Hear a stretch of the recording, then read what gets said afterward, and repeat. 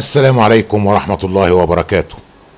منذ قرون مضت جاء ابن رشد وتلاميذه وأيقظوا الوعي والتفكير وحاولوا تحرير العقول من تجار الدين، لكنهم فشلوا في بلاد المسلمين ونجحوا نجاحا منقطع النظير في بلدان أوروبا، حيث أصدر تجار الدين فتاويهم بنفيه وإحراق كل كتبه خوفا من تدريسها لما تحتويه من دعوة للوعي وإيقاظ للتفكير وتحرير العقول.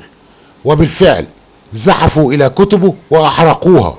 حينها بكى أحد تلاميذه فقال له ابن رشد مواسيا: يا بني، إن كنت تبكي على الكتب المحترقة فاعلم أن للأفكار أجنحة تطير بها إلى أهلها وأصحابها، وإن كنت تبكي على حال العرب والمسلمين فاعلم أنك لو حولت بحار العالم إلى دموع فلن تكفيك.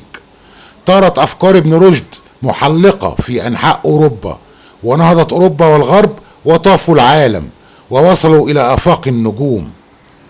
يقول ابن رشد: ليحسم العلاقة بين العقل والدين. حاشا لله أن يعطينا عقولا ثم يعطينا شرائع مخالفة لها. ويقول أيضا: التجارة بالأديان هي التجارة الرائجة في المجتمعات التي ينتشر فيها الجهل، فإذا أردت التحكم في جاهل فعليك أن تغلف له كل باطل بغلاف ديني، وبهذا تسيطر على العقول. كما دعا إلى إصلاح وضع المرأة الاجتماعي، رابطا بين حدوث هذا واستمرار عطاء الحضارة الإسلامية وأنوارها. واليوم نحن نعاني في بلادنا وأوطاننا من تجار الدين الذين ليس لهم مهمة إلا تغييب العقول وتوزيع الجنة والحسنات على من يشاء، وتكفير هذا وتفسيق هذا وتحريم ما أحله الله. وللأسف تنفق الدول والمؤسسات الدينية المليارات على تعليم وتلقين قيل وقال وقالوا ويقال وأجمعوا. نحن مطالبون الآن أكثر من أي وقت مضى باستيعاب تراث السابقين وتقديم الجديد الذي يتلائم مع روح الدين وقيمه، والالتفات إلى التربية الأخلاقية في مقابل التدين الظاهري. في تاريخ البشرية لم تسقط أمة مثلما سقطت أمة المسلمين ضحية الفتاوي، شيوخ فقهاء يحددون للناس رأي الله في كل شيء، فيما يأكلون وما يلبسون، في معاملاتهم وتناكحهم، يفتون باسم الله في كل شيء. في السعودية قبل بضعة شهور كان الشيوخ يفتون بحرمة الموسيقى والسينما وقيادة المرأة للسيارة، وكانوا يسندون تحريمهم بطابور دلائل من الكتاب والسنة وأقوال السلف الصالح.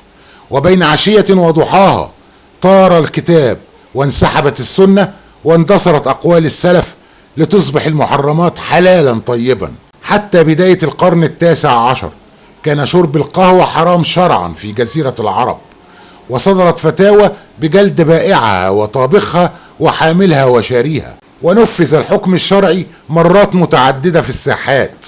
ويبدو أن المؤلفات في تحريم القهوة فاق عدد نظيرتها في تحريم الخمر، وقد ظلت محرمة على مدى 200 عام بمصر، بل كانت عقوبة شاربها الإعدام لدى الدولة العثمانية خلال القرن ال17. الملفت للنظر أن التحريم أسند بأحاديث نبوية أشهرها: من شرب القهوة يحشر يوم القيامة ووجهه أسود من أسافل أوانيها، علما حسب كل المصادر التاريخية المتوفرة أن القهوة لم تكن معروفة على عهد الرسول، ولم تعرفها جزيرة العرب إلا بداية القرن العاشر الهجري. وستجد من أفتى بحرمة الطماطم عند دخولها أرض الشام نهاية القرن ال19 منقولة من أمريكا، وأسماها مؤخرة الشيطان. والدراجة الهوائية سماها الشيخ المفتي حصان إبليس، كانوا يعتقدون أنها تسير بواسطة الجن ويعتبرونها ركسا، ويتعوذون بالله منها 7 مرات، ويأمرون نساءهم بتغطية وجوههن عنها، وإذا لمست أجسادهم أعادوا الوضوء، ولا يقبلون بشهادة سائقها. وكذلك التلفزيون والفضائيات، قنوات الشيطان، والألعاب الإلكترونية وقراءة الصحف والمجلات لم يحرموها فحسب، بل كفروا من يقرأها بدعوى احتوائها على حقائق علمية غريبة.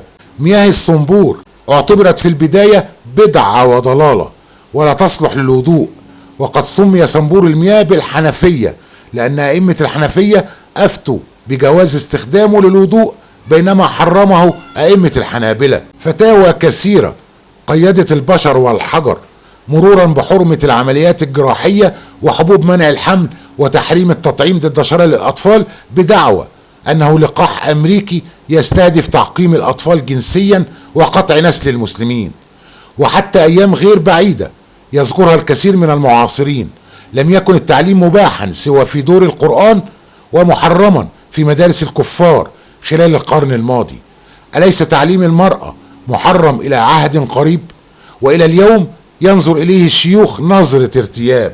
إن التجارة بالدين موجودة في كل زمان ومكان منذ بدء الخليقة وظهور الأديان، وربما ستستمر حتى نهاية الوجود الإنساني، وازدهارها أو اندثارها هي البيئة التي تساعد على رواجها أو تقاومها ولا تسمح لها في بث سمومها، ولا تقتصر على دين من الأديان السماوية أو الوضعية، وتزدهر في المجتمعات المتخلفة والمبتلاه بالجهل والمرض.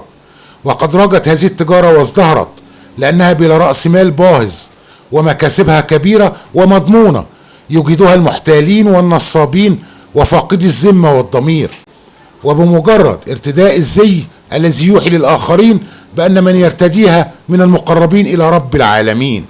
وقودها البسطاء والجهل والأميين ويحسبون أنهم يخدمون الدين باتباع هؤلاء الشياطين. من العواقب الوخيمة عند الله في الآخرة لجريمة عدم استخدام العقل. إن معظم أهل النار يتصفون بأنهم أشخاص قد أسلموا نواصيهم لفهم الغير أو عطلوا ماكينات عقولهم عن التدبر في الدنيا. قال تعالى: لهم قلوب لا يفقهون بها ولهم أعين لا يبصرون بها ولهم أذان لا يسمعون بها أولئك كالأنعام بل هم أضل أولئك هم الغافلون. وأهل النار سيندمون أشد الندم لا لشيء إلا لأنهم قد عطلوا عقولهم وقالوا لو كنا نسمع أو نعقل ما كنا في أصحاب السعير. وبالمقابل فإن الذين اتبعوا سيتبرؤون يوم القيامة من جميع الأتباع الذين كانوا قد سلموا لهم عقولهم في الدنيا. قال تعالى: استبرأ الذين اتبعوا من الذين اتبعوا ورأوا العذاب وتقطعت بهم الأسباب.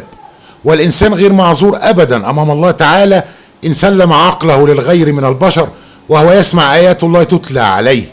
وقالوا ربنا إنا أطعنا سادتنا وكبراءنا فأضلونا السبيل، في حين أن المرء يكون معذورا عند الله إن أعمل عقله واجتهد في طلب الحقيقة ولكنه أخطأ. ولأن العقل هو مناط التكليف فالصغير أو النائم المجنون مرفوع عنهم القلم، وأما الإنسان العاقل فيجب عليه بأن يعمل عقله ويتفكر ويتدبر، وذلك حتى يصل إلى اليقين التام والمطلق في كل شيء. وأيضا فإن إعمال العقل هو مطلب عظيم من مطالب الكتاب، وأنت بالكاد ستجد آية كريمة لا تذكر بالعقل ولا تحفز على استخدامه ولا تحض على وجوب إعماله، وذلك لأن أحكام الدين مطلوبة من كل الناس أن يفهموها ويتدبروها وعلى حد سواء.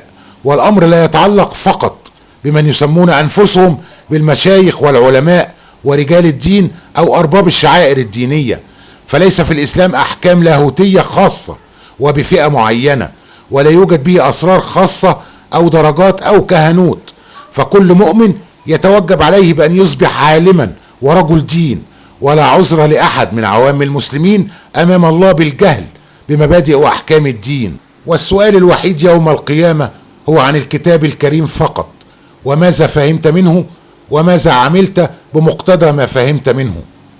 وشكرا.